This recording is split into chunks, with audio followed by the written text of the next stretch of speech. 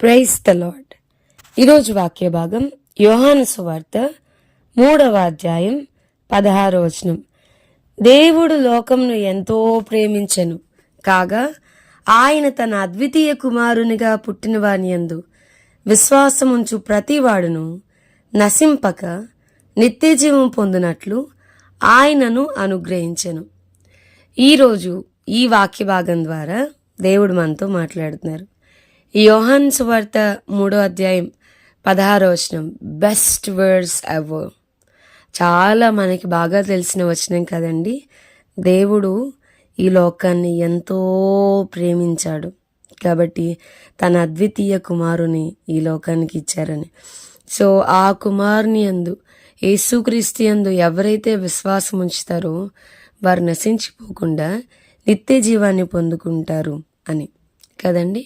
అద్వితీయ కుమారునిగా, అద్వితీయుడు అన్న పేరు యేసయ్యకి లేదా దేవునికి పెట్టడం ఎంత ఎక్సలెంట్ కదండి. ఆ ద్వితీయుడు, ఇంకా కంపారిజన్ లేదు, రెండోవాడు లేడు, ఆయనకి పోలిక లేదు అని చెప్పని అలాంటి తన కుమారుని మనల్ని నిత్య జీవానికి చేర్చడం కోసం దేవుడిచ్చాడు.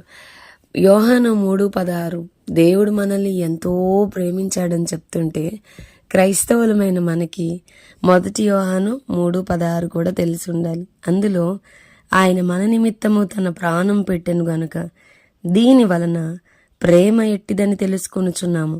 మనము కూడా సహోదరుల నిమిత్తము మన ప్రాణములను పెట్టబద్దులమై ఉన్నాము. బాబోయ్, 1 యోహాను 3:16 చూస్తే మనం కూడా మన సహోదరుల నిమిత్తము ప్రాణం పెట్టబద్దులమై ఉన్నాం. ప్రాణం పెట్టునంతగా వారిని ప్రేమించాలి అని బైబిల్ చెప్తోంది. చాలా కష్టం. దేవుడు మనల్ని ప్రాణం పెట్టినంతగా ప్రేమించాడని యోహాను 3:16 చెప్తుంటే 1 యోహాను పత్రిక 3:16 మాత్రం మనం మన సహోదరుల నిమిత్తం మన ప్రాణాలు పెట్టాలి, వారిని అంతగా ప్రేమించాలి, మన పొరుగు వారిని అని బైబిల్ చెప్తా ఉంది. మనం చాలాసార్లు మనకి వ్యతిరేకంగా నిలబడిన వారు, మనల్ని తిడుతున్నవారు, దూషిస్తున్నారు, నిందిస్తున్న వాళ్ళు, అవమానిస్తున్న వాళ్ళని చూసినప్పుడు వాళ్ళ మీద కోపం పెట్టుకుంటాం, వాళ్ళని ద్వేషిస్తాం, మాట్లాడడం కదండి. కానీ బైబిల్ ఎంతో స్పష్టంగా చెప్తుంది, ఏలియన్గా మనం పోరాడునది శరీరులతో కాదు. మన శత్రువు శరీరి కాదు, హ్యూమన్ ఫ్లెష్లో ఉన్న వ్యక్తి కాదు. మనుషులెవ్వరూ మనకి శత్రువులుగా ఉండకూడదు కూడా. మరి ఎవరితో పోరాడతామంటే చీకటి అంధకార శక్తులతో, ఆకాశ మండలం అందున్న దురాత్మల సమూహాలతో మనం పోరాడుతున్నాం. సో వ్యక్తులు మనకి వ్యతిరేకంగా నిలవబడ్డప్పుడు వారి వెనకాల పనిచేస్తున్న ఆ చీకటిని, దురాత్మలని మన ప్రార్థనా గదిలో బంధించాలే తప్ప వ్యక్తిని లేదా మనిషిని మనం శత్రువుగా చేసుకోకూడదు.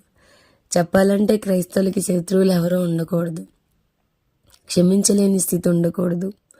వాళ్ళ వెనకాల పనిచేస్తున్న, అందుకే అపవాది తంత్రగొట్టి, వాడు తంత్రగాడే చాలా తంత్రాలను ఉపయోగించుకొని మనుషులను ఉపయోగించుకుంటాడు మనకి వ్యతిరేకంగా. అలాంటప్పుడు హ్యూమన్ ఫ్లెష్లో ఉన్న, శరీరంలో ఉన్న మనుషుల్ని కాకుండా సైతాన్ గడే మన శత్రువు, వాడినే మనం బంధించాలి తప్ప మనుషుల్ని మాత్రం ప్రాణం పెట్టినంతగా ప్రేమించాలి. బైబిల్ ఎంతో స్పష్టంగా పాపికి పాపానికి మధ్య వ్యత్యాసాన్ని యేసే చాలా స్పష్టంగా చూపిస్తూ వచ్చారు కదండి. సో ఆయన వ్యభిచారంలో పట్టుబడిన స్త్రీని కూడా అమ్మా ని చాలా ప్రేమగా పిలుస్తూ వచ్చారు. సో మనకు కూడా ఈ గ్యాప్ తెలిసి ఉండాలి, ఈ డిస్టెన్స్ మనకి తెలిసి ఉండాలి. మనం కూడా అందరినీ ప్రేమించేవారుగా. అందుకనే క్రైస్తవులమైన మనము వాక్యాన్ని తెలుసుకుంటేనే సరిపోదండి, వాక్యానుసారమైన జీవితం ఉండాలి. అందుకనే ఎవరు నీతిమంతులు అని అంటే వాక్యానుసారంగా జీవించేవారు, వాక్యం ప్రకారంగా వారి జీవితాన్ని కట్టుకునేవారు. అప్పుడు మనమే నడిచే బైబిల్లం అవుతాం. వాక్య ప్రకారంగా ఈ రోజుల్లో సువార్త చెప్పడానికి వీల్లేదు, పరిస్థితులన్నీ రిజెక్ట్ అయిపోతూ ఉన్నాయి. కానీ ఇలాంటి పరిస్థితుల్లో వాక్యానుసారంగా మనం జీవించేవారమైతే మనమే నడిచే బైబిల్ అవుతాం, మనమే నడిచే పత్రికలు అవుతాం, మనమే జీవం గల దేవుని సంఘంగా మనం మలచబడతాం, నడుస్తున్న వారంగా ఉంటాం. కాబట్టి మనల్ని చూస్తున్న వారికి ఆటోమేటిక్గా దైవికమైన భయం కలుగుతుంది. సో ఈ రోజుల్లో ఒక విధంగా చెప్పుకోవాలి అని అంటే దైవిక భయం లేకపోవడానికి క్రైస్తవులమైన మనం వాక్యానుసారంగా జీవించకపోవడమే. సో అందరినీ ప్రేమించే మనసు, ప్రేమకు చిరునామాగా, కేర్ ఆఫ్గా ప్రభు మనల్ని మార్చునుగాక. ప్రార్థన చేద్దాం. ప్రభా, ఈ యొక్క మాటని పాటించడం మనుషులంగా మాకు చాలా కష్టం. వారిని ప్రాణం పెట్టేంతగా ఎన్నిసార్లైనా క్షమించమంటున్నారు. వారిని బలహీనలైన వారికి ఓతమీయుడు అంటున్నారు. సహాయం చేయండి. వాక్యానుసారంగా జీవించి నేను నీ నామాన్ని మహింపరచడానికి కృపను అనుగ్రహించమని యేసునామంన అడిగి వేడుకొనుచున్నాం తండ్రి. Amen. God bless you and have a blessed day.